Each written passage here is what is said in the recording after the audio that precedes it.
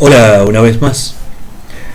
Ahora sí, para encontrarnos con tiempos y modos verbales. Vamos a hablar del verbo entonces, en este caso. Y vamos a ver cuáles son las modificaciones que sufre el verbo a partir de su conformación morfológica. Es decir, a partir de cómo se conforma el verbo, a partir desde las partículas que se unen para que el verbo pueda funcionar en una situación determinada, por ejemplo, indicando en qué tiempo ubica la situación expresada por ese verbo. Para esto vamos a tener que hablar de modos verbales, de tiempos verbales, pero vamos a tener en cuenta también y fundamentalmente cuáles son las personas gramaticales. Esto es muy importante, sobre todo cuando pensamos en la enseñanza del español en la Argentina. Si lo estamos pensando esto en la Argentina, tenemos que ver cuáles son las personas gramaticales que son utilizadas en la comunicación en Argentina. Las personas van conformando ese sistema de la conjugación verbal que seguramente muchos de ustedes han de relacionar con yo, tú, él, nosotros, ustedes, vosotros y ellos. Yo, tú, él, nosotros, vosotros y ellos. Que es el modelo de la conjugación, para la conjugación verbal de las personas gramaticales utilizadas en España, pero no en Argentina. Entonces tenemos que ajustar ese paradigma. ¿Por qué es un paradigma? Porque es una serie de formas que van armando un sistema del que nosotros elegimos uno de sus elementos cada vez que lo vamos a utilizar en una oración, por ejemplo. Ese paradigma de las personas gramaticales, al que le vamos a hacer la conjugación verbal, está formado por la primera persona, que incluye siempre al hablante, la segunda al oyente o al interlocutor, y la tercera a otra persona que seguramente no está presente en la circunstancia de comunicación, o sea que no es ni el hablante ni el oyente. Por eso, por ejemplo, en algunos modelos nos encontramos con que la tercera persona es la no persona, en el sentido que no es una de las personas de la situación de comunicación, de las que están en ese momento comunicándose a través del uso del lenguaje. En la primera persona, en singular, yo. La segunda persona del singular en Argentina es vos.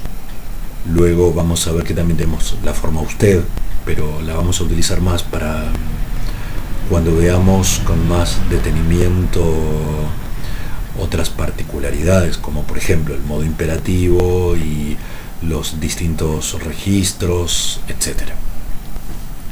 La tercera persona, él, ella, y en el plural, la primera persona del plural, que incluye al hablante, que es nosotros, nosotras, la segunda persona del plural, ustedes, y la tercera persona del plural, ellos o ellas. Vamos a tomar tres verbos, uno de primera conjugación como cantar, uno de segunda como correr y uno de tercera como vivir.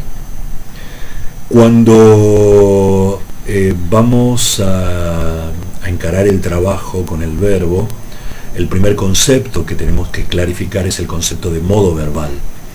Hay tres modos verbales, y un modo verbal es un sistema de tiempos.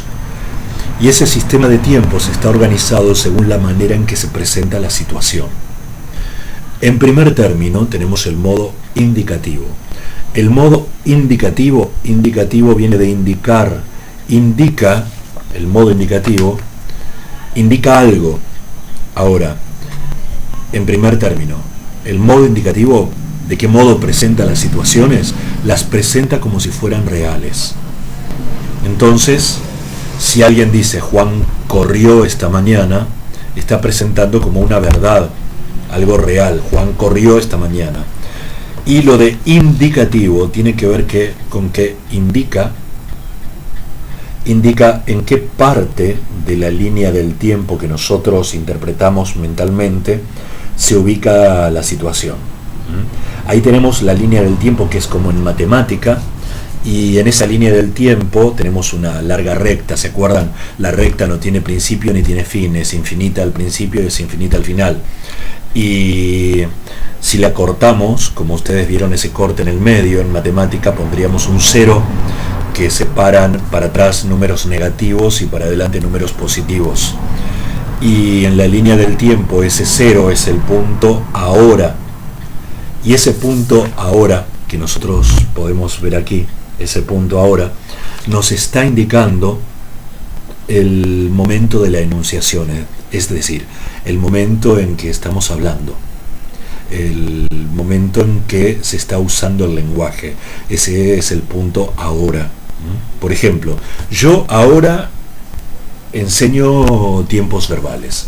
Ese es el tiempo de la enunciación, el presente, porque aquello que digo que estoy haciendo es exactamente lo que estoy haciendo justo en este momento en el que estoy hablando. Ahora, el punto ahora separa en dos partes a la recta del tiempo. Una que es el pasado y la otra que es el futuro.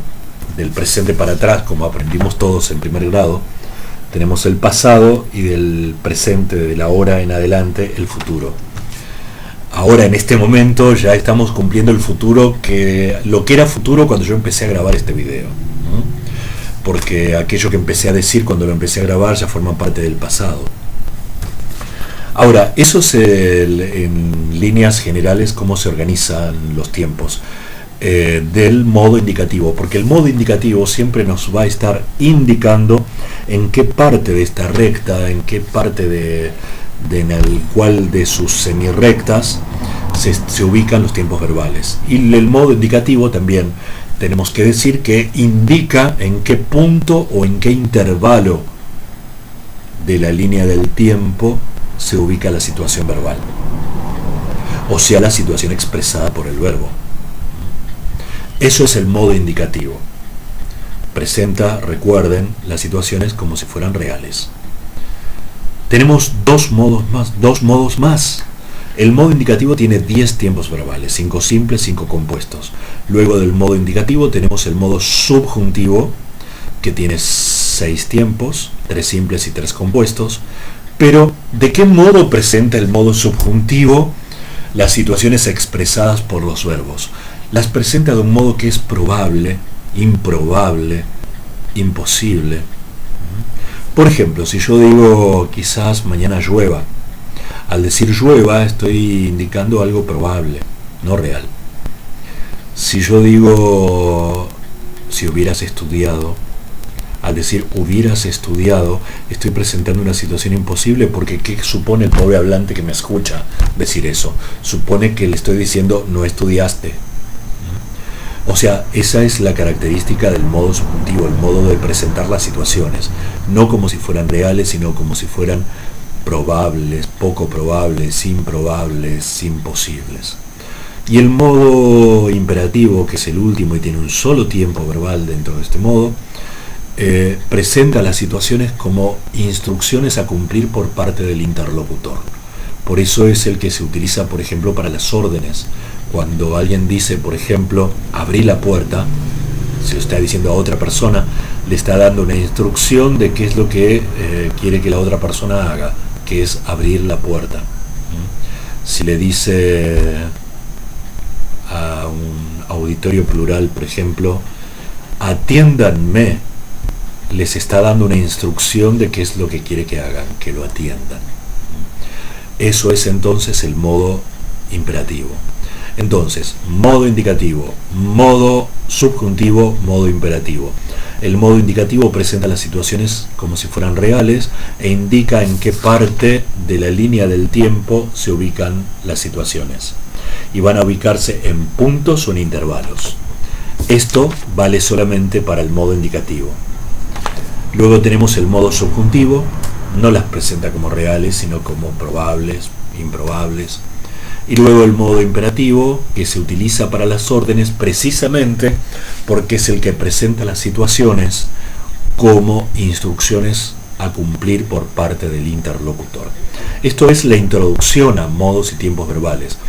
Hemos trabajado acá el paradigma de la conjugación según las personas gramaticales y qué son los modos verbales. Enseguida entramos a los distintos tiempos verbales que forman parte del modo indicativo.